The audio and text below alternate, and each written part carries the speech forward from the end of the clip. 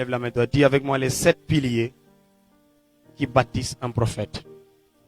Qui font un prophète. Qui veut servir Dieu.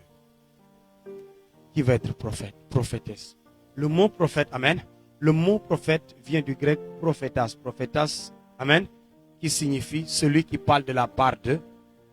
Celui qui parle de la part de quelqu'un, de la part de Dieu. Celui qui est intermédiaire, qui apporte la parole de Dieu. Amen. Donc, celui qui veut parler de la part de Dieu, c'est celui qui va évangéliser. Partager l'évangile. Et ce que Jésus avait dit. Allez partout, jusqu'aux extrémités de la terre. Et apporter la bonne nouvelle. Le prophète, c'est celui qui porte la bonne nouvelle. Par l'enseignement, par la prédication, par les prophéties et tout. Mais le prophète est d'abord un porteur de l'évangile. Amen. C'est ça que le mot prophète signifie. Chacun doit être prophète dans son ministère. C'est pour ça que Paul était apôtre, mais il dit aspirer au don de la prophétie. Plus que tout autre don. Et il y a plusieurs dons, mais aspirer plus au don de la prophétie. Pourquoi? La prophétie fait de toi un porteur de la parole de Dieu. Tu es engagé pour amener la bonne nouvelle. Amen. Pour édifier, consoler et exhorter le peuple de Dieu. Je le déclare ici, cette onction vient sur toi. Ce don va opérer sur ta vie et tu vas servir Dieu. Il y a beaucoup de personnes dans le monde qui ont besoin d'entendre la parole de Dieu. Ils n'attendent que toi. Et c'est en cela que la parole de Dieu déclare que le monde attend la révélation des fils de... Le monde attend la révélation des fils de Dieu. Le monde attend la révélation des fils de... Parce que le monde a besoin de Dieu. Amen. Le monde a besoin de Dieu, a besoin de voir Dieu, a besoin d'entendre Dieu, a besoin d'être sauvé. Ils attendent quelqu'un qui va les montrer la voie. Et le prophète, c'est celui qui a rencontré Dieu et qui peut te faire rencontrer Dieu. Oh, vous n'avez pas compris ce que je dis. Est-ce que je parle à des gens ici? Le prophète, c'est quelqu'un qui a rencontré Dieu et qui peut te faire rencontrer. Numéro 1, tu dois rencontrer Dieu. Parce que tu ne peux pas faire rencontrer quelqu'un, le Dieu que tu n'as pas rencontré toi-même. Ah, ce que je dis, c'est pas vrai. C'est vrai ou c'est faux? Tu n'as pas accès, amen, à une porte et pourtant tu dis que tu as le pouvoir de faire accéder une autre personne là où toi-même tu n'as pas accès. Impossible. Impôt. Pourquoi Jésus a dit à un des malfaiteurs, vous vous souvenez dans la Bible, il était cloué avec 2 malfaiteurs, un à droite, un à gauche. Jésus va dire à l'un après s'être moqué de Jésus, je pense que c'est comme ça qu'on dit, je ne sais pas. Amen. Il se moquait de Jésus-Christ en lui disant, si tu es fils de Dieu, sauve-toi et sauve-nous avec toi. L'autre va dire, Seigneur, celui-là n'a rien fait. Nous-mêmes, on mérite ce qu'on est en train de subir, mais lui, il n'a rien fait. Alors Jésus, voyant l'attitude du voleur qui a été cloué à son côté, lui dit, aujourd'hui même, tu seras avec moi dans le paradis. Comment Jésus peut garantir le paradis à une personne? Mais parce qu'il a accès au paradis. La Bible nous enseigne qu'il est assis à la droite du Père. Il est là-haut, il est monté au ciel. Il est mort, ressuscité, et il est monté au ciel. Et il est assis à la droite du Père. Il peut même faire le voyage, car la Bible déclare qu'il reviendra prendre l'église. Amen, amen, amen, amen. Jésus a accès au paradis. C'est pour cela qu'il peut nous garantir le paradis. Et il peut nous dire qu'il peut nous amener au paradis. Tu ne peux pas garantir quelque chose que tu n'as pas. Ou là où tu n'as pas accès, tu ne peux pas faire accéder quelqu'un. Si vous n'êtes pas sauvé, vous ne pouvez pas sauver quelqu'un. Êtes-vous sauvé? Regarde celui qui est à côté de toi, dis-lui, es-tu sauvé? Pour prétendre sauver quelqu'un. Les amis, nous pouvons prétendre pour vouloir sauver les gens, mais est-ce que nous sommes d'abord sauvés avant de prétendre vouloir sauver les autres? Que sert-il à un homme de gagner le monde entier s'il perdait son âme? Il y a des gens alors qui gagnent le monde, qui évangélisent, qui participent au programme de l'église, amen, qui font tout, qui évangélisent, qui participent dans tout. Mais en fait, ils ne sont pas sauvés. Ils peuvent évangéliser, annoncer la bonne nouvelle, amen. Peut-être que Dieu utilisera quelqu'un d'autre pour les faire accéder, ces gens évangélisés au ciel, mais lui-même, il n'a pas accès au paradis. Il ne sera pas sauvé parce qu'il a évangélisé. Tu ne seras pas alors sauvé parce que tu as évangélisé. Non, parce que toi-même, tu as déjà conquis le paradis. Il faut être sauvé avant de sauver. Il faut être délivré avant de délivrer. Il faut être libre avant d'affranchir les autres. Amen. Il est écrit cette parole. Je ne sais pas qui parlait. C'était Pierre ou Paul, aidez-moi. Il dit, quand tu seras affermi, toi, affranchis tes frères. Tu connais cette parole-là? Vous la connaissez, levez les mains. Amen. Vous la connaissez, vous prononcez fort. C'est ça, non? Et toi, hein? Vas-y. C'est Jésus. C'est Jésus qui a dit ça, n'est-ce pas? Aidez-moi, amen.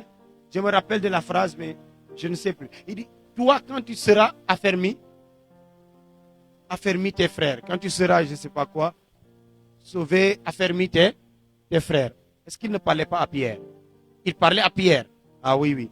Jésus parlait à Pierre. Il a dit qu'au préalable, toi d'abord, tu dois être sauvé. Tu dois être nettoyé. Tu dois être transformé. Après cela, maintenant, vas-y affermir tes frères. Quelquefois, vous sautez l'étape. Vouloir servir Dieu, c'est un processus. C'est d'abord être sauvé et connaître le goût du salut et vouloir le partager avec les autres. Ce que j'ai dit est fort, hein? Gagne. C'est très fort. Écoute ici. Quand tu es sauvé, tu connais le goût du salut. C'est-à-dire que tu as alliance avec Dieu. C'est tellement bon. C'est tellement doux. Tu sens une protection. Tu as vu les bénéfices de rencontrer Dieu, de suivre Dieu, de servir Dieu. Donner sa vie à Jésus-Christ, tu as vu les bénéfices. Comment c'est doux. Et tu as envie que les autres maintenant découvrent ce que tu as découvert. Quand quelqu'un vient servir Dieu et sort et va continuer à se prostituer, il n'a pas connu ce que nous avons connu. Il n'a pas goûté à ce qu'on a goûté. Ce qui est doux, le doux là, qui nous fait rester dans cette présence. Et on a envie que les autres découvrent ce qu'on a découvert. Il ne l'a pas découvert ou elle ne l'a pas découvert. Parce que comment elle peut être parmi nous et sortir en boîte de nuit, se prostituer, voler, mentir. Non. Alors la présence de Dieu est pour lui comme une communauté où il fréquente, il danse, il chante, il est en mouvement. Peut-être que c'est le mouvement qui lui plaît. Mais as-tu découvert cette bonne sauce? Hein? C'est tellement doux. Tu dors la nuit, tu n'as pas peur. On te dit, mais pourquoi? Il dit, mais tu sais que je suis sauvé. Hein? Les anges de Dieu sont autour de moi, ils me protègent, je n'ai peur de rien. Et il dit, mais yo, qu'est-ce que tu peux mourir à n'importe. Il dit, même si je mourais là, les anges me prennent, ils vont au paradis avec moi. Hein? Cette tranquillité quand tu es avec Dieu, dans une tranquillité extraordinaire, tu n'as pas peur, tu es relax. Les gens se soucient, ils pleurent, ils se soucient du lendemain, toi tu dis l'ouvrier mérite son salaire. Celui qui sert Dieu, le Père l'honorera. Ta vie est tranquille, tu sais que demain sera merveilleux. Tu es là, le diable ne peut pas te toucher. Tu dors, un mari de nuit ne peut pas venir coucher avec toi. Un démon ne peut pas rentrer dans ton corps. Quelqu'un ne peut pas te marabouter jusqu'à te toucher. Nul ne peut te détruire dans la sorcellerie. Aucun sorcier ne s'approche de toi. Quand tu lèves la main, les démons fléchissent. Quand tu parles avec autorité, les morts reviennent à la vie. Ah! C'est doux ou c'est pas doux, les amis? Amen. C'est une grâce extraordinaire. Quand tu connais cela, est-ce que quelqu'un qui a découvert cela va aller maintenant suivre le monde? Non. Il vient de découvrir quelque chose de merveilleux. La première soif qui arrive, c'est de faire découvrir aux autres ce que tu as découvert. Tu as envie de sauter et de sortir. Hé, les amis, venez. J'ai découvert quelque chose de merveilleux. J'ai découvert Jésus-Christ. Depuis que je l'ai rencontré, les amis, c'est merveilleux. Tu dois venir découvrir ça. Viens. C'est ça qui excite maintenant. Celui qui est sauvé, voici ce qui l'excite par la suite. C'est de sauver les autres. C'est de faire découvrir les autres ce qu'il a découvert. Amen. Lève la main droite. Dis, Seigneur, sauve-moi. Esprit de Dieu, sauve-moi. Amen. C'est pour cela que je vais vous parler de 7 piliers. 7 piliers, 7 colonnes, 7 choses qui bâtissent un vrai prophète. Amen. Les prophètes ne sont pas là que pour prophétiser. Et prophétiser dans le sens de donner seulement des détails ne fait pas un prophète. Amen. Donner des paroles de connaissance, des détails, ne fait pas un véritable prophète. Ça participe, ça fait partie du prophète. Ça fait partie de l'office du prophète. Mais ça ne fait pas le prophète. Le prophète est un enfant de Dieu. Amen. Qui doit avoir ces 7 choses-là en lui. Amen. Pour prétendre être un vrai et authentique prophète. Dis avec moi, avance prophète. On va y aller rapidement avant que ça ne soit encore plus sombre. Numéro 1, dites avec moi numéro 1. Numéro 1, le prophète doit rencontrer Dieu. Quelqu'un qui se dit prophète et qui n'a pas rencontré Dieu n'est pas prophète. Il y a des gens qui n'ont jamais rencontré Dieu. Écoutez-moi, tout prophète envoyé a rencontré Dieu. Amen. Et quand tu rencontres Dieu, il y a une alliance que Dieu établit avec toi. Abraham a rencontré Melchisedec. Genèse chapitre 14, du verset 17 au verset 20. Il va rencontrer Melchisedec. Quelqu'un ouvre la Bible et nous lit cela tout de suite. Vous allez voir, c'est intéressant. On y va rapidement. Je vais aller rapidement aujourd'hui. Amen. C'est juste vers 15 minutes d'enseignement comme ça. Et puis on passe à la Sainte Seine. Quelqu'un est là? Quelqu'un est dedans? Le plus rapide. Genèse 14, 17. Genèse 14, 17. Celui qui me donne ça en premier, je te bénis même. Vas-y, lis. Après qu'Abraham fut revenu vainqueur de Kedor Laomer et des rois qui étaient avec lui, le roi de Sodome sortit à sa rencontre. Symbole du diable. Dans la vallée de Chavé, qui est la vallée du roi. Comment? Melchisedec, roi de Salem, fit apporter du pain et du vin. Il était sacrificateur du Très-Haut, du Dieu Très-Haut. Le verset 20. Béni soit le Dieu Très-Haut qui a livré tes ennemis entre tes mains. Et Abraham lui donna la dîme de tout. Ces trois versets sont extraordinaires. Amen. Numéro 1, le prophète doit rencontrer Dieu. Abraham est appelé par Dieu. Amen. Il va aller en guerre et il va remporter la bataille. La Bible déclare, il va aller rencontrer Melchisedec. Melchisedec, quand vous allez, amen, je pense que dans Hébreu, je ne sais pas quoi, amen, on va identifier Melchisedec. Il n'a ni père, ni mère, ni origine, ni généalogie, ni quoi que ce soit. C'était l'emblème de Christ en personne. Amen. C'était Jésus-Christ sous la forme de Melchisedec. Il n'a aucune origine. Vous pouvez chercher dans toutes les histoires. Cet homme est apparu de nulle part. On dit roi de Salem. Salem, ça veut dire la paix. Amen. Le roi d'un royaume de paix. C'était Christ sous la forme de Melchisedec. Il va venir. Amen. Et Abraham va faire alliance avec Dieu. Avec ce qu'on appelle le pain et le vin. La Sainte Seine. Melchisedec va apporter du pain et du vin. Nous allons d'ailleurs prendre la Sainte Seine tout à l'heure. Et il y aura alliance entre toi et le Seigneur. Tu n'as pas dit amen. Tu n'as pas dit amen. Amen. Il va établir cette alliance-là. Mais regardez ce qui se passe. Et Abraham lui donna la dîme de tout. La dîme de tous ses revenus. Abraham va lui donner la dîme de tout. La chose que Dieu réclame. La partie que Dieu réclame. Amen, amen, amen, amen. Écoutez, quand vous avez de l'argent et que vous avez par exemple une somme de 200 000 et que vous devez faire un projet et le projet que vous devez faire demande 200 000 francs. Vous êtes enfant de Dieu, Dieu vous demande la dîme. Il est très difficile de donner la dîme. La dîme, c'est la partie qui détruit ou bien qui fait réussir. Si tu enlèves la dîme de 20 000 francs, il te manquera 20 000 francs. Et sans les 20 000 francs, tu ne pourras pas faire ton projet. Il y a des infidèles qui ne vont jamais donner les 20 000 francs. Et c'est là où la dîme est difficile. Quand tu as beaucoup d'argent, tu n'as pas de projet, donner la dîme devient facile.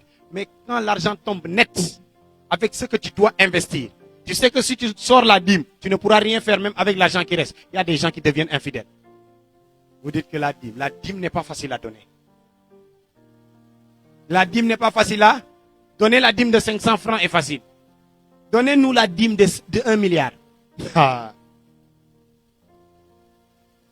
Tu as 500 millions, on te demande la dîme. Il y a des gens qui ont dit, c'est trop, hein, en fait. Amen. Parce que c'est une partie très importante. Que même si c'est petit, si ça manque, l'argent n'est pas complet. Dieu te demande une partie très importante de toi. Abraham a donné la dîme de tout, symbole qu'il faisait alliance. Et quand tu fais alliance, tu fais un don de soi. Amen. Quand tu fais alliance, tu donnes. Mais tu donnes la partie la plus importante. Les prémices de tes revenus. La dîme, c'est les prémices. Quand on parle des prémices, quand on donnait les prémices, par exemple, des bétails, on prenait les nouveau-nés. Amen. Les agneaux nouveau-nés, purs, sans tache. Et ce qu'on donnait comme dîme. Moi, je donnais comme asaka. Agneaux sans tache, les prémices, les premiers fruits des récoltes. Moi, les premiers fruits des récoltes pour le préserver, c'était original, c'était pur et sain. Et c'était les plus beaux ou bien plus belles qu'on préservait pour lui donner la meilleure partie de tes récoltes ou bien la meilleure partie de ton bétail, le plus pur. Et quand tu as un troupeau, les animaux que tu aimes le plus, c'est quoi? C'est forcément les animaux que vous aimez le plus quand vous avez un troupeau de bœufs, un troupeau de brebis, c'est les agneaux. Parce qu'ils sont beaux, les nouveau-nés, ça annonce. Hein? Ça annonce déjà que ton troupeau va commencer à s'agrandir. Et c'est mieux protégé. On va nous donner dans la Bible une parabole. La parabole où le bon berger, il y avait une brebis qui s'était perdue. Il est allé à la recherche de la brebis perdue. Il a laissé ici les 99. Amen. Quand on parle de dîme, on parle aussi du don de soi. Mais donner ce qui est plus important, ce que tu n'as pas envie de donner. Donner un agneau pur, sans tache, qui vient de naître. Après avoir pris soin de tout ton troupeau. Après un bon jour, tu as le cadeau de voir naître de beaux agneaux. Après avoir travaillé tout l'hivernage, tu vois de très belles récoltes. Et le Seigneur fait toc, toc, toc, donne-moi les prémices. Ce qui est plus beau là. Enlève et donne-moi. C'est pas facile. Il te demande ce qui est précieux. La dîme, c'est ce qui est précieux. La dîme, c'est les prémices. Donne d'abord avant de te servir. Il est très facile de se servir et de donner après. Mais il est très difficile de donner avant de se servir soi-même. C'est pour cela que la Bible dit, il y a plus de bonheur à donner qu'à recevoir. Apprenez à donner à Dieu en premier lieu avant de vous servir. Dis avec moi, avance prophète. Encore, dis avance prophète.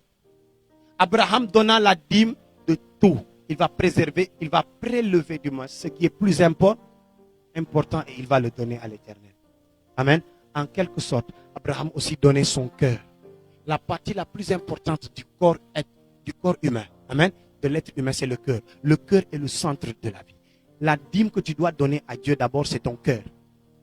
Dieu n'a pas besoin de tout ton corps, de tous tes membres. Non, la dîme, les prémices, ce qui est plus important, ce qui est plus précieux de toi, c'est le cœur. Il y a des gens qui sont à l'église, qui servent Dieu, mais leur cœur n'appartient pas à Dieu. Ils n'ont pas donné leur cœur à... S'ils sont trahis, ils vont abandonner Dieu. Pour savoir si tu as donné ton cœur comme dîme à l'Éternel et que tu as alliance avec lui, c'est le jour où Dieu va permettre que quelqu'un te trahisse, que quelqu'un te fasse du mal. Tu abandonnes l'église, tu arrêtes de servir Dieu parce que quelqu'un a touché à ton cœur. Ton cœur n'appartenait pas à Dieu. Il n'a jamais appartenu à l'Éternel. Tu n'as jamais donné ton cœur comme dîme à l'Éternel. Amen. Oh, tu n'as pas compris ce que j'ai dit. Non, c'est que Lila m'a fait. Il n'a qu'à te faire du mal. D'ailleurs, les personnes qui sont très... Oh Seigneur, je te donne ma vie. Rien ne peut me séparer de toi. Alléluia. Quelqu'un va toucher ton cœur.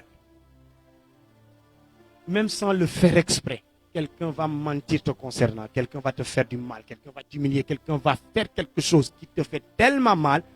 Et là, si tu abandonnes l'Éternel, c'est que tu n'y avais pas donné ton cœur comme dîme. C'est pour ça que Dieu n'aime pas ceux qui donnent le superflu. Il dit, beaucoup donnent du superflu, mais cette femme a donné tout ce qu'elle avait. Donnez ce qui est précieux. Ne donnez pas le superflu. Quelquefois, à l'église, vous donnez vos efforts. Vous venez balayer, vous venez vous tenir, vous donnez votre sueur. Hein? Vous servez dans la délivrance, vous vous blessez, vous aidez les gens. Hein? Vous êtes là, vous faites tout le travail, vous donnez votre force, votre sueur, votre tout. Mais la chose la plus précieuse, vous ne le donnez pas à l'Éternel. Vous avez donné votre effort, votre sueur, votre présence, votre force, la force de vos bras. Hein? Vous êtes là depuis le matin, nous sommes ici, n'est-ce pas? Mais la chose quelquefois la plus importante, c'est pas ça.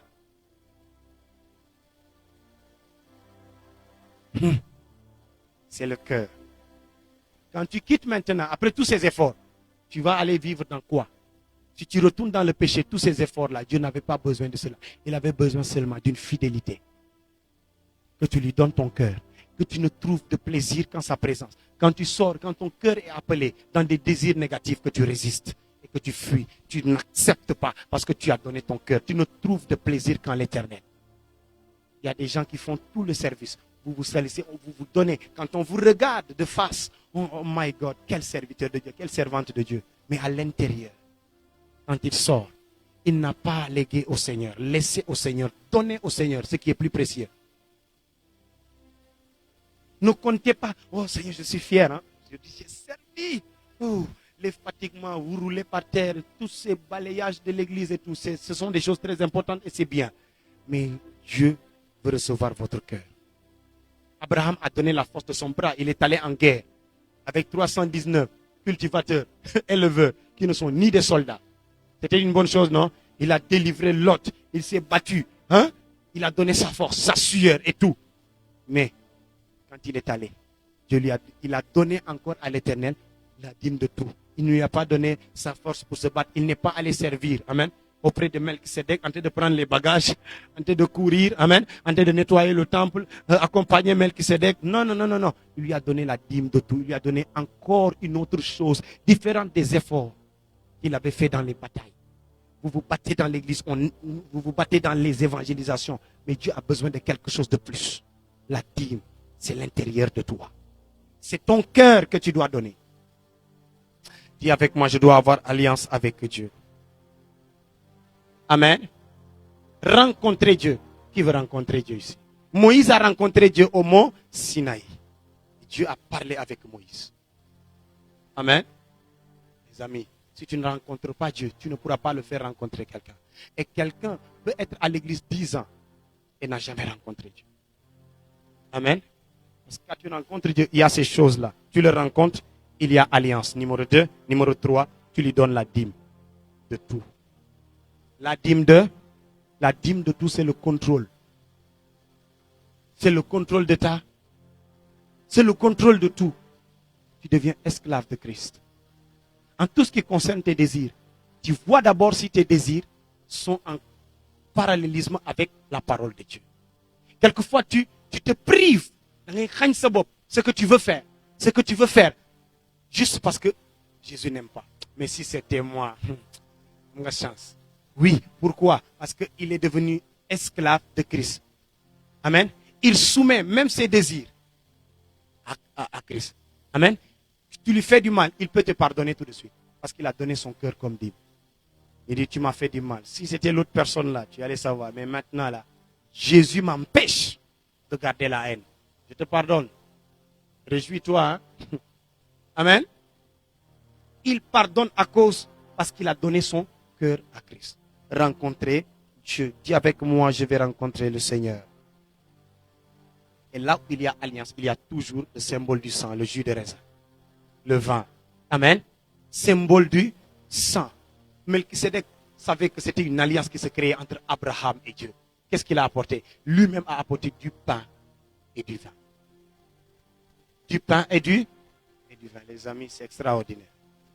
Amen. Aujourd'hui, nous allons participer à la Sainte Seine, les amis, et nous allons sceller alliance avec Dieu. Numéro 2, dis avec moi numéro 2. Le prophète, deuxième pilier, le prophète doit réussir à écouter Dieu. À écouter. Jean chapitre 5, verset 25. En effet, en vérité, je vous le dis, l'heure vient où, et elle est déjà venue, où les morts entendront la voix du Fils de Dieu, et ceux qui l'auront entendu vivront. L'heure vient où les morts entendront la voix de Dieu. Et ceux qui l'entendront vivront. Comment tu peux aspirer à devenir un prophète, un porteur de la bonne nouvelle, un porteur de la parole de Dieu aux autres, alors que toi tu es déjà mort? Ne savez-vous pas que ceux qui sont dans le monde sont déjà morts bien que vivants? Voilà xamu leen ko. Ñi nekk ci àdduna bi te xamuñu yàlla ci baatin dañoo dee nekkuñu di dund. En l'absence, amen, de la connaissance de Christ, amen, il n'y a point de vie. C'est pour ça que la Bible identifie Christ comme l'esprit qui donne la vie. Vous ne comprenez pas ce que je dis. Est-ce que quelqu'un saisit ce que je dis par ici? Non, non, vous ne comprenez pas ce que je dis. Si c'est flou, il faut me dire. Ce que je dis est compliqué. Ce que je dis est compliqué. En l'absence de la connaissance de Christ, amen, il n'y a point de vie. Ceux qui ne connaissent pas Christ n'ont pas la vie. Le premier Adam était une âme vivante. Ce sont des âmes vivantes qui vivent, descendants d'Adam. Il y a beaucoup de descendants d'Adam par ici. Dans le monde, ils sont des descendants d'Adam. Mais le second Adam est un esprit vivifiant, est un esprit qui donne la vie. Jésus-Christ est un esprit qui donne la vie. Celui qui ne l'a pas rencontré n'a pas reçu la vie. Je suis le chemin, la vérité est là, et la vie. Quiconque n'a pas Christ n'a pas la vie. Tu es mort bien que vivant, âme vivante mais spirituellement mort. Et c'est en cela que Jean 5, 25 dit quoi? Ceux qui entendront la voix du Fils de Dieu, l'esprit de vie, l'esprit qui donne vie, vivront. Ceux qui entendront la voix du Fils de Dieu, ceux qui l'auront entendu, vivront. Les morts, quand on parle des morts, on ne parle pas forcément des morts qui sont enterrés dans les cimetières. Amen. Les morts, c'est ceux qui ne connaissent pas Christ. Quand ils entendront la voix, as-tu entendu cette voix avant de vouloir servir Dieu? Si tu n'as pas entendu cette voix, quels sont les types de personnes qui n'ont pas entendu cette voix? Dis avance prophète. Amen. Les types de personnes qui n'ont pas entendu la voix de Dieu, c'est simple. C'est les gens, amen, qui sont toujours morts, bien que vivants. Ils sont là, amen, mais ils n'ont pas, le sang de Jésus ne les a pas encore rachetés. Ils sont toujours dans les liens sataniques. Manque de délivrance. Manque de délit. Quand tu n'es pas délivré, tu n'es pas affranchi. Quand tu n'es pas affranchi, c'est parce que tu n'as pas connu la vérité. Car vous connaîtrez la vérité et la vérité vous rendra libre. Vous connaîtrez la vérité et la vérité vous affranchira, les amis. C'est quelle vérité qui affranchit? Romains 8. Car il n'y a plus de condamnation pour ceux qui sont en Christ. Si tu as reçu Christ, tu es délivré. On trouve la délivrance dans la connaissance de cette vérité cachée au monde. Cette vérité que le monde combat, c'est la connaissance de Jésus-Christ, le seul sauveur de l'humanité. L'unique intermédiaire entre Dieu et les hommes. À part lui, on ne passe par aucune porte pour aller au Père. Jésus-Christ affranchi. Amen. Jésus-Christ, c'est celui-là qui peut te sauver. Tu veux être serviteur de Dieu, tu ne sais pas que c'est seul Jésus qui peut te sauver. Tu ne l'acceptes pas.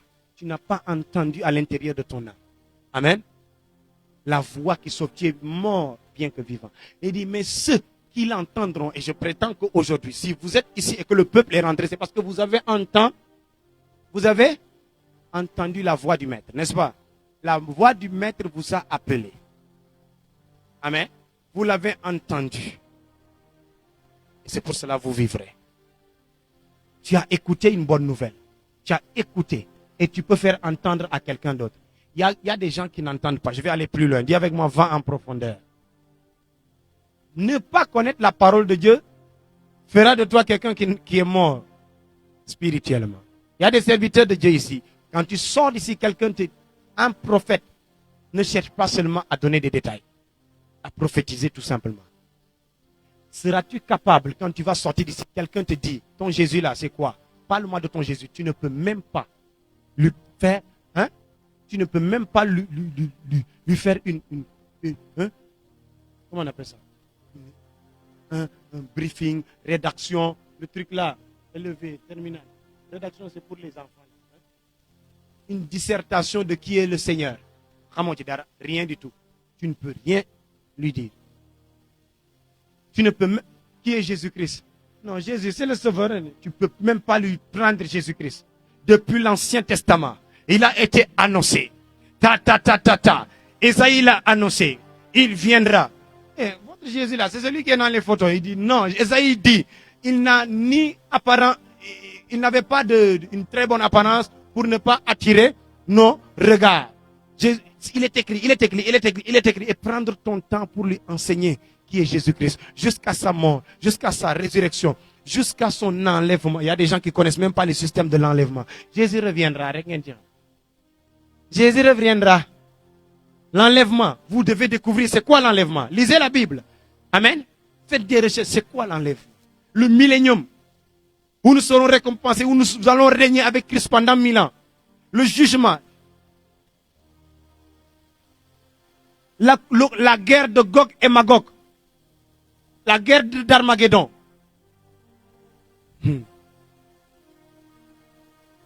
Les histoires d'Israël qui commencent avec le Hamas, Palestine. C'est des réalisations des prophéties d'Apocalypse.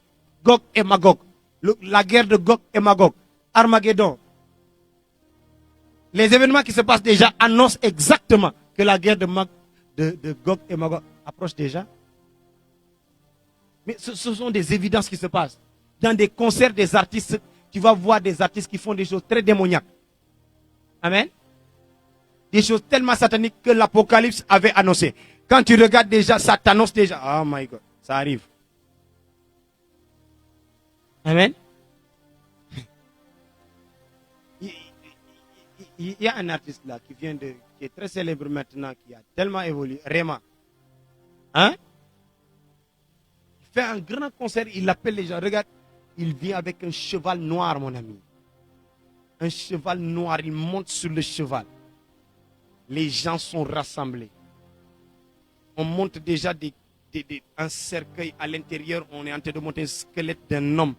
Le cheval noir, ça te rappelle direct, ça te ramène direct dans l'Apocalypse. Les cavaliers de l'Apocalypse. C'est un message, c'est spirituel. Ce n'est pas seulement une... Comment on appelle ça? Je perds les mots ce soir. Hein? Comment on appelle ça? Une représentation juste pour faire quelque chose de... Non. Mais ça annonce la saison. La saison du cheval noir déjà. Le cheval roux. Vous connaissez? Le cheval qui porte la misère. Et tout. Les 4 cavaliers d'Apocalypse. C'est des révélations. Malheureusement, ce sont les enfants de Dieu qui sont censés regarder et comprendre les signes des temps. Parce que nous avons la lettre là, les écritures pour comprendre les événements. Et nous dire, préservons le salut encore. Restons bien concentrés en Christ. Déjà le monde, on nous montre déjà. Mais ce qui sont, le monde ne peut pas comprendre ça. Ils prennent ça comme des simples représentations. Nous, on est spirituels. On sait que ce qui est influencé, ce qui influencie ces artistes-là, ce n'est pas Dieu. Il y a des choses très sataniques. Le gouvernement de Satan est en train de... C'est des pratiques occultes qu'on fait en plein concert. Amen, amen, amen, amen. Dis avec moi, Seigneur, je veux entendre ta voix. Il y a des gens qui ne peuvent même pas. Tu vas voir un prophète. Il dit, le prophète n'est pas là pour prêcher. Le prophète est là pour prophétiser. Arrêtez-moi ces histoires-là. Les gars, un prophète est aussi un prédicateur. Amen. Sinon, comment tu vas faire pour édifier, consoler, exhorter? Juste en te levant, Kena prophétie. J'aime le Kena prophète. Tout le monde ne me connaît pas le Kena prophétie. Mais demandez au peuple de la chambre haute. Demandez-leur. Ici, c'est quoi la révélation? On prêche ou on ne prêche pas? Ici, on enseigne ou on n'enseigne pas? Demandez aux gens la nourriture qu'ils reçoivent ici. Amen. Il y a des gens, par exemple, quand ils ne connaissent pas sur Internet, ils ne font que prophétiser. À ces gens-là, on ne répond pas. Parce que c'est des gens qui sont... Comment on appelle ça? Certaine ignorance, c'est de la folie, quoi. On ne peut pas débattre avec ces gens-là. Toi, moi, je veux te montrer seulement sur Internet les prophéties. C'est ce que j'essaie de te montrer. Je veux te montrer des prophéties. C'est ce que je veux te montrer, c'est ce que tu vas voir. Je ne te montre pas d'enseignement, je te montre des prophéties. Pour te pousser à venir découvrir le Dieu qui parle. Amen. Tu veux voir l'enseignement? Rentre dans le live. Tu vas voir si on n'enseigne pas. Les heures où on enseigne sont plus longues et 10 fois plus longues que les heures où on prophétise. On ne passe pas notre temps à faire que des miracles. Parce que le prophète est aussi un porte-parole, un intermédiaire, un prophétas. Celui qui parle de la part de Dieu. Mais de quoi va-t-il te parler? De ce qu'il a écouté. De ce qu'il a écouté. Moïse a entendu la voix de Dieu du milieu du feu qui lui dit, va sauver mon peuple. Va. Les préceptes de Dieu. Il lui a donné les 10 commandements. Il est venu enseigner ce qu'il a reçu. Amen. D'ailleurs, c'est quoi la prophétie? C'est ce que tu as reçu de Dieu. J'entends l'Esprit me dire. J'entends l'Esprit me dire. J'entends l'Esprit me dire. Et tu annonces ce que tu as entendu. Je le déclare ici, tu entendras Dieu et tu feras entendre cela. Numéro 3, dis avec moi comprendre. Comprendre Dieu ou la pensée de Dieu. Qui comprend ce que je dis? Numéro 3, 1 Corinthiens chapitre 2, verset 14. Mais l'homme animal ne reçoit pas les choses de l'Esprit de Dieu, car elles sont une folie pour lui et il ne peut les connaître parce qu'il sait spirituellement qu'on en juge. L'homme animal ne reçoit pas les choses de... Quand tu n'as pas l'Esprit de Dieu en toi, le prophète c'est celui qui est capable de comprendre la pensée de Dieu. Mais par quel moyen? Par le Saint-Esprit. Le prophète doit être baptisé du Saint-Esprit. Un prophète qui n'est pas baptisé du Saint-Esprit est conduit par quel esprit? Un prophète qui n'est pas baptisé par le Saint-Esprit est conduit par un esprit de serpent qui lui fait voir, qui lui fait prophétiser. Prophétiser, amen, peut être dû à la présence de deux types d'esprits. Le python ou l'Esprit de Dieu. De quel esprit es-tu animé?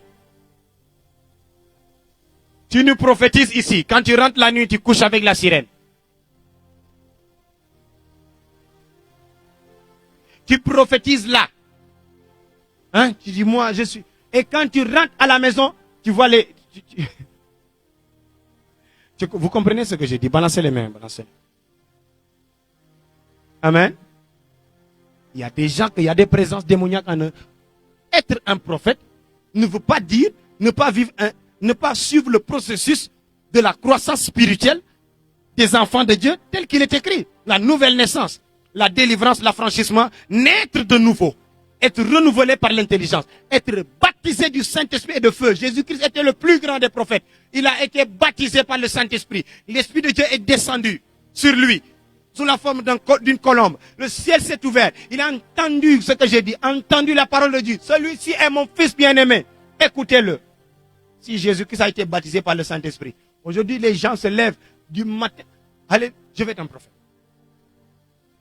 Je suis prophète. Parce qu'on t'a touché et tu peux prophétiser. Il n'a pas cherché l'Esprit de Dieu. Il n'est pas baptisé dans le Saint-Esprit. Le baptême du Saint-Esprit est de feu. C'est un cachet. C'est une rencontre scellée, cachetée. Tu as une expérience avec le Saint-Esprit incroyable. Ce jour-là, l'Esprit de Dieu descend en toi. Tu es scellé, baptisé. Ton nom est écrit dans le livre de la vie. Il y a des gens qui, la marque de Dieu n'est pas sur leur front. Le sceau de Dieu n'est pas sur leur front. Si le sceau de Dieu n'est pas sur ton front, alors que tu prétends être prophète, la présence de ces démons en toi va te faire porter demain la marque de la bête. I speak. Est-ce que je parle à des gens ici? La marque de la bête est en train de circuler. Soit tu as la marque de Dieu sur le front. Apocalypse parle de celui qui montait le cheval blanc. Amen. Avec l'épée. Il avait un chiffre écrit au niveau de ça, sur son front. Il y a la marque de l'agneau, les amis. La marque de Christ. Le baptême du Saint-Esprit, quand tu le reçois, il y a le cachet, il y a cette marque-là en toi. C'est pour ça que le diable le reconnaît. Satan sait qui est qui ici. Quand le diable est en face de moi, il sait très bien qu'il n'a pas le droit de me réclamer quoi que ce soit. J'ai la marque de Christ en moi. Quelle autorité il a sur moi? Je peux les bastonner. Je ne prophétise pas par les démons ni quoi que ce soit. Je prophétise par le moyen du Saint-Esprit. Aucun démon ne peut réclamer mon âme. Rien du tout. Il y a la marque de Dieu en moi. C'est poussé par l'Esprit que je donne des prophéties. Mais les gens se lèvent, touchés par quelqu'un. Ooh, receive the Holy Ghost. Ooh. And they begin to prophesy. Hein? Prophesy. Après demain, c'est le type de prophète qui va faire des scandales, qui va créer des choses bizarres. Le prophète doit être baptisé du Saint-Esprit. Dis avec moi, avance prophète. Si tu n'es pas baptisé du Saint-Esprit, tu demeures un homme animal. Hein? Mais l'homme animal ne reçoit pas les choses de l'Esprit. Tout ce que tu vas recevoir et que tu vas donner ne viennent pas de l'Esprit. Ne viennent pas de l'Esprit. Elles viennent de la chair, elles viennent des démons, elles viennent de ta propre folie. Amen. Qui comprend ce que je dis? Or, l'homme animal ne comprend point les choses de l'Esprit. Tu ne peux pas les comprendre. Si tu n'as pas l'Esprit de Dieu, tu ne comprendras pas. Amen. Numéro 4, dis avec moi numéro 4. Numéro 4, vivre ce qu'il a entendu. Un prophète doit vivre la parole de Dieu. Amen. Tu prophétises. Et quand tu sors, tu dis, moi-même, Dieu est avec moi. Je suis tellement rempli par la puissance de Dieu que je n'ai pas besoin. Je n'ai pas besoin, moi, de prier. Un prophète doit prier à la maison. Un prophète doit jeûner comme les autres. Non, moi, je n'ai pas besoin de jeûner parce que moi, déjà, quand je viens, je prophétise. Hein. L'onction coule à merveille, comme de l'eau. My God. Non, je n'ai pas besoin de jeûner. Je n'ai pas besoin de prier. Je n'ai pas besoin. Il ne fuit pas le péché. Il fait du n'importe quoi. Parce que même quand il le fait, quand il vient, l'Esprit de Dieu lui fait prophétiser. Hey, les mêmes exigences de tous les enfants de Dieu. Le prophète doit vivre selon ces exigences-là. Prier, jeûner, fuir le péché, fuir la tentation, combattre le mal, être très strict en concernant tout ce qui est sa foi. Si tu ne vis pas la parole de Dieu, tu n'es pas un prophète. Parce qu'il y a un mauvais esprit qui ne te permet pas de vivre Dieu. Amen, amen, amen. 1 Corinthiens 4, 9. Car le royaume de Dieu ne consiste pas en parole, mais en puissance. Si tu n'as pas la puissance d'exécuter les volontés de Dieu, tu n'es pas conduit par Dieu. 1 Corinthiens 9, 14. De même aussi, le Seigneur a ordonné à ceux qui annoncent l'évangile de vivre l'évangile. Oh, répétons cette phrase avec moi. On y va. 1 Corinthiens 9, 14. On y va. De même aussi, le Seigneur a ordonné à ceux qui annoncent l'évangile de vivre l'évangile. Qui est-ce qui annonce l'évangile? Nous, les serviteurs de Dieu. Qui va annoncer l'évangile? Lève la main. Vous voulez annoncer l'évangile? Mais vivez l'évangile aussi que vous annoncez. Oh les amis, vous ne devez pas faire ça. Quand tu sors, après avoir fini de prêcher, tu vas vivre ce que tu as prêché. Tu dois combattre. Alléluia. Numéro 5. Faire entendre les autres ce que tu as entendu. Matthieu chapitre 28, verset 19. Qui est avec moi? Balancez les mains. Allez, faites de toutes les nations des disciples, les baptisant au nom du Père, du Fils et du Saint-Esprit. Le prophète, c'est celui qui a la soif. Quand tu as l'Esprit de Dieu, ce qui montre que tu es un prophète authentique, c'est que tu ne peux pas, tu veux tout faire pour faire que les autres deviennent serviteurs comme toi. Tu veux, amen, tu as la soif d'impacter les autres, de faire des autres des disciples, amen. Mais si l'onction ne s'arrête qu'à toi, tu es là, comme un jaloux comme ça, à qui on a donné un talent et tu caches le talent, Dieu ne va pas te donner plus. Parce que tu n'as pas le cœur pour donner. Tu as reçu gratuitement pour donner gratuitement. Il y a des gens, pour donner l'onction à quelqu'un, tu dois payer de l'argent. Tu sais comment j'ai eu cette onction-là? L'onction-là, tu sais quel sacrifice j'ai fait? Tu as une offrande de combien là? 200 000 pour cette grande onction-là? Mon ami, il faut revoir ça. Prépare une offrande de 900 000. 3 millions comme ça, c'est ça. L'onction-là a de la valeur. Mon ami, tu as reçu gratuitement, tu dois donner gratuitement. On n'achète pas l'onction avec de l'argent. Amen. On n'achète pas l'onction avec de l'argent. Tu as reçu cette onction pour aller impacter, partager avec les autres, afin qu'il y ait plus de disciples, parce que la moisson est grande et il y a peu d'ouvriers. Que Dieu suscite des prophètes ici au Sénégal. Que l'onction la vienne sur vous, j'ai dit. Au nom de Jésus, vous allez tous prophétiser, démontrer la puissance, prêcher la parole, annoncer la bonne nouvelle ici au Sénégal. Nous manquons d'ouvriers et le champ est grand. Je ne suis pas le seul ouvrier, je ne serai pas le seul prophète, je ne serai pas le seul détenteur des dons prophétiques comme ça.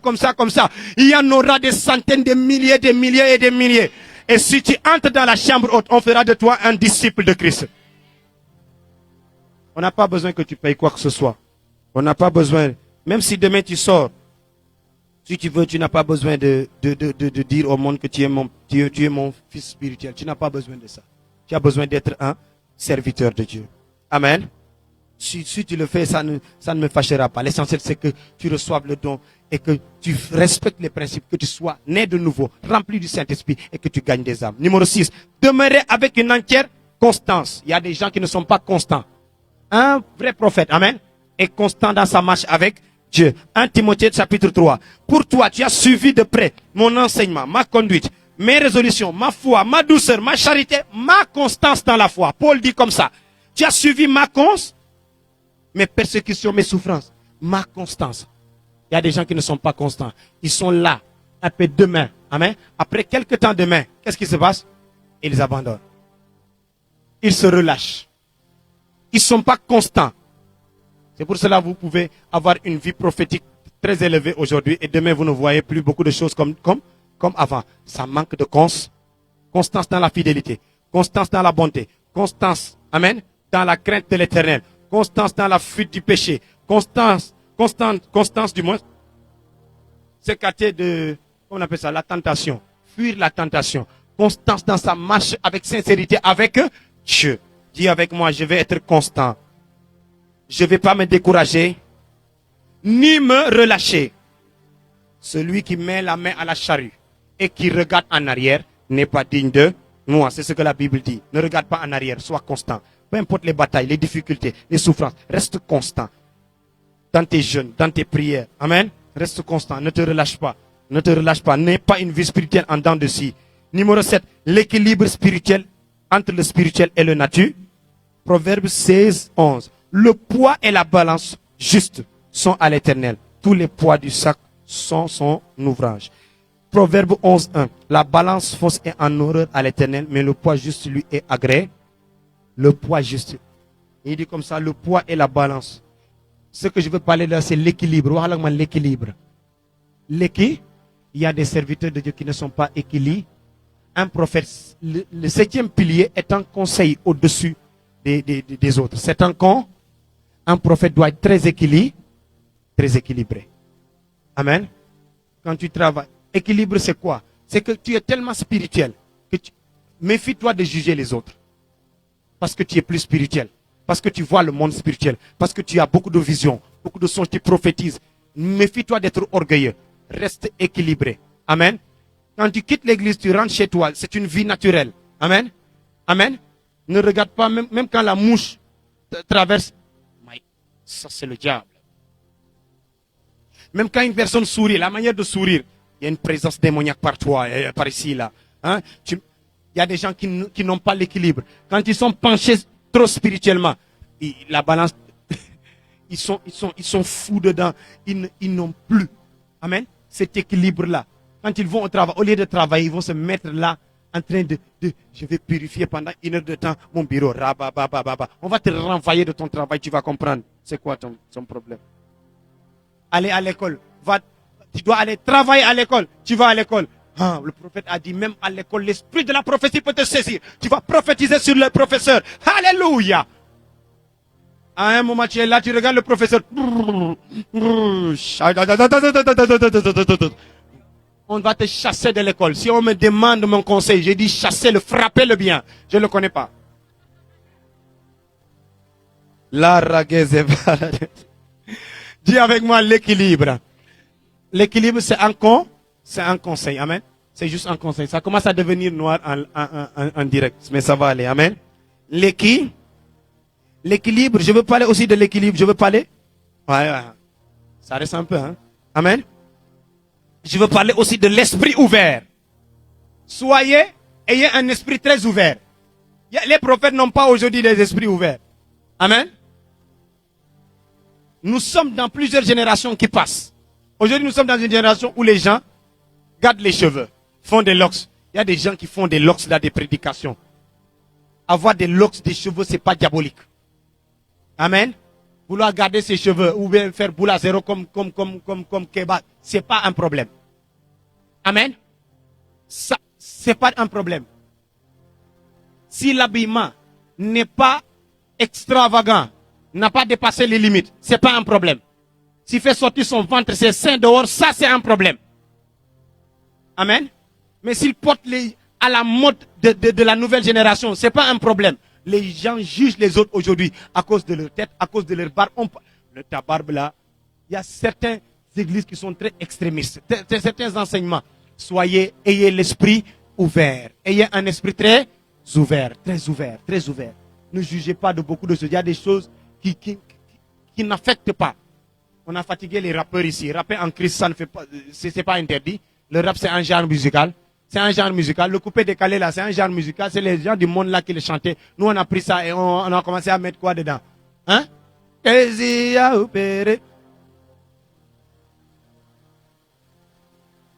Allez en Angola, au Portugal. Les chansons douces là. C'est des chansons d'amour qu'on faisait avec. Chansons de love. Maintenant, c'est les chansons douces là qu'on prend, on met nos adorations là, ça tape fort même. Amen. Donc, c'est des genres musicaux. Est-ce que c'est un problème? Non, Toi, tu aimes les rap. Moi, j'aime. Oh, Yahweh Nanga, yo, yo. Eh, ya, ya. Et maintenant, pour lui montrer que toi, tu es hors esprit parce que tu écoutes du rap chrétien, moi, je mets. Eh, ya, ya, rabab. Eh, ya, ya. Il y a des. Donc, il se croit plus spirituel que l'autre parce que l'autre écoute du rap chrétien et c'est un genre musical. Ça fait pas de. Tu peux écouter les eh, ya, ya, ya, tu es un grand bandit là. Tu sors d'ici, tu dragues les filles là, tu fais les choses là, eh, ya, ya. Tu fais hey, ya, ya dans tes oreilles quand tu es caché, c'est hey bébé.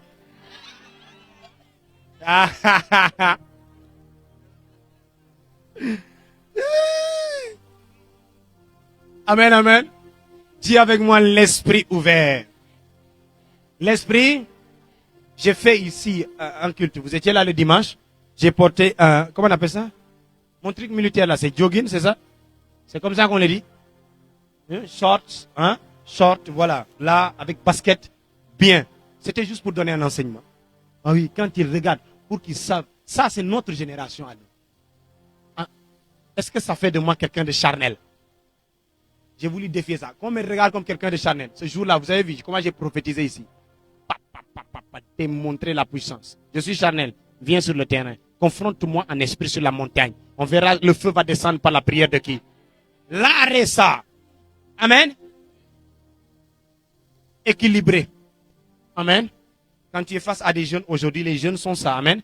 Mais ça peut ne pas être ton vêtement. Hein, c'est ça qu'on appelle l'esprit d'ailleurs ouvert. Amen. Tu peux ne pas te sentir dans ça. Tu peux aimer bien. Amen. Les choses de costume, cravate, c'est pas une mauvaise chose. C'est une très bonne chose. Chacun a son habillement. Mais les habillements ne doivent pas dépasser les limites. Quand les habillements font sortir le corps de quelqu'un dehors, c'est un péché. C'est un péché. C'est la présence des esprits des eaux démoniaques de séduction dans le corps des gens. Vous faites sortir vos... Que Dieu punisse le diable et sa troisième femme. Au nom de... Dis avec moi équilibre. Et l'équilibre, c'est dans beaucoup de choses, plusieurs choses qu'on aura le temps de détailler dimanche prochain. Amen. Dimanche prochain, on va finir vite la prière. Amen. Et on va faire. Pour aujourd'hui, on va se concentrer à la Sainte Seine. Que Dieu vous bénisse. Ceux qui sont en direct, que Dieu vous bénisse abondamment. Recevez la bénédiction du moins. Recevez la bénédiction. Soyez touchés par la grâce de Dieu. Au nom de Jésus-Christ de Nazareth. Que l'Esprit de Dieu vous soigne, vous consacre. Au nom du Père, du Fils et du Saint-Esprit. Au nom de Jésus.